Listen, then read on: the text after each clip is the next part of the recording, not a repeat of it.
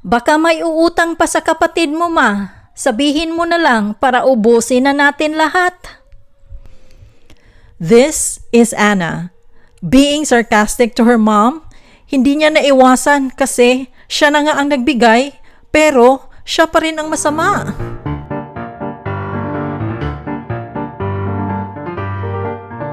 Welcome to Silip sa Buhay Pinoy.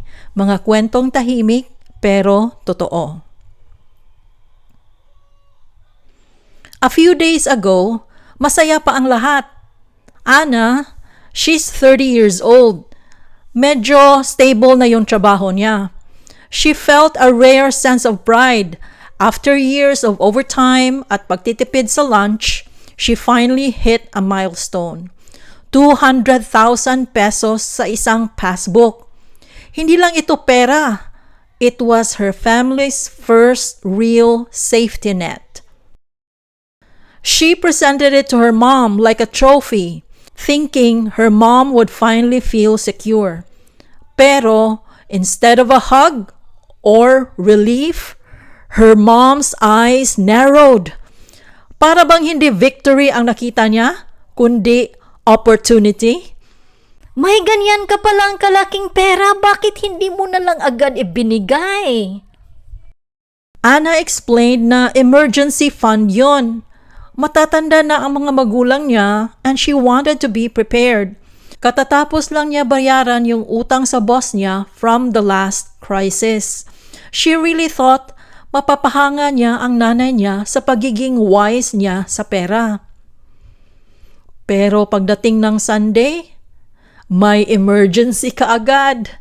It wasn't a hospital bill or a broken roof. Gusto lang kumuha ng pera ng mama niya. Anna felt the foundation of her hard work begin to crack. Napilitan siyang mag-withdraw kahit labag sa loob niya. Ma, kakadeposit ko lang nung Friday. Nakakahiya naman sa bangko, i-withdraw agad. Sa pamilyang Pinoy, walang sekretong hindi kumakalat. By Monday morning, alam na ng buong angkan ang tungkol sa 200K. It was as if a free money sign had been hung over their gate, and the relatives were starting to line up.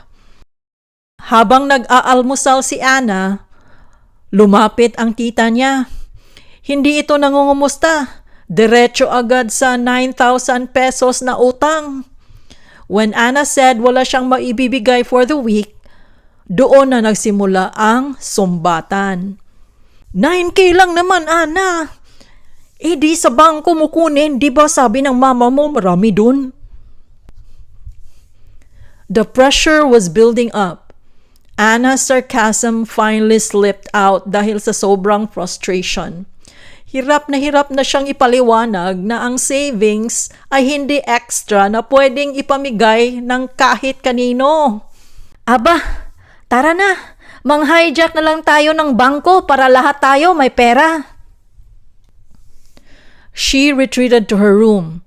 Pero pati social media niya, hindi ligtas. Her phone kept buzzing. Isang tita na naman ang nag-chat, humihingi ng pambayad sa kulang na padala. They treated her hard-earned money like a communal well. Ang pinakamasakit na narinig niya was, tulong mo na lang isakin yon. As if lahat ng binibigay niya sa bahay monthly ay walang kwenta. It felt like she was being erased, na ang halaga niya lang ay kung magkano ang kaya niyang ilabas na pera. In a moment of defeat, Anna gave up the 5,000 pesos na ipon niya para sa sarili niyang braces. Inabot niya yon just to make the noise stop. It was the price of a temporary, suffocating peace na alam niyang hindi rin magtatagal.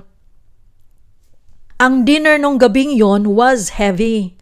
Walang nagpapasalamat, walang nagtanong kung okay lang ba siya. Her father tried to say something, pero pinili na lang niyang manahimik.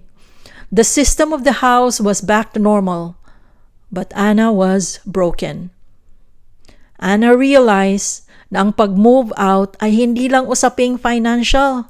It's an emotional battle. She felt like she was drowning sa utang na loob.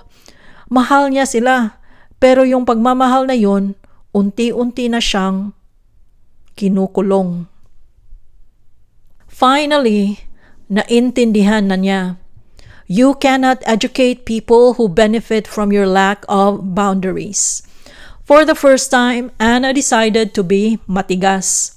Not because she's heartless, but because she finally chose to save herself. Ang kwento ni Anna ay kwento ng maraming Pilipino. We are raised to believe na ang mabuting anak ay dapat laging nagpaparaya. But there is a huge difference between helping your family and being treated like an ATM or a retirement plan. Setting boundaries is not an act of disrespect. It is an act of survival. Kapag nag-no ka sa hindi makatwirang hiling, hindi ka masamang tao. You're just saying yes to your own future. Hindi ka makakatulong kung ikaw mismo ay lugmok na. It's okay to feel guilty sa simula. Normal yun dahil sanay tayong unahin ang iba. But remember, guilt is just a feeling. Hindi yon ang katotohanan. You are not a bad daughter for wanting to protect your hard-earned savings. To the Annas out there, be patient with yourself. Mahirap baguhin ang sistema na nakasanayan na ng pamilya mo. You might be called madamot or nagbago na, pero okay lang yon. Your peace of mind is worth more than their temporary approval. Loving your parents doesn't mean enabling their bad habits. Sometimes, the most loving thing you can do is to set a limit. Para rin matuto silang rumespeto at para hindi ka maubos bago mo pa marating ang sarili mong mga pangarap.